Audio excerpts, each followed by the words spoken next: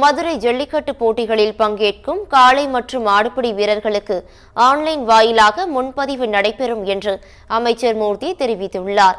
மதுரை மாவட்டத்தில் நடைபெறவுள்ள ஜல்லிக்கட்டு போட்டிகளுக்கான முன்னேற்பாடுகள் குறித்து அமைச்சர் மூர்த்தி தலைமையில் ஆலோசனை நடைபெற்றது.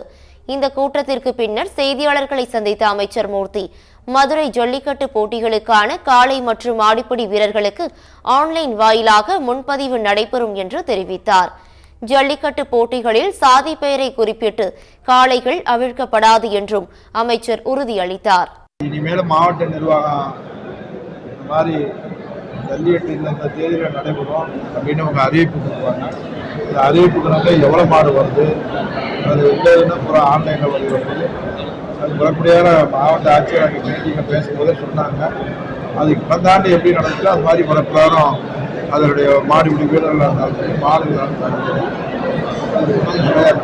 ஆன்லைனில் தான் பதிவு பண்ணுறதுன்னு சொல்லிட்டாங்க. அது மாதிரி மாடாக இருந்தாலும் சரி, காலை வீரர்களாக இருந்தாலும் எல்லாருமே பதிவு ஆன்லைன்.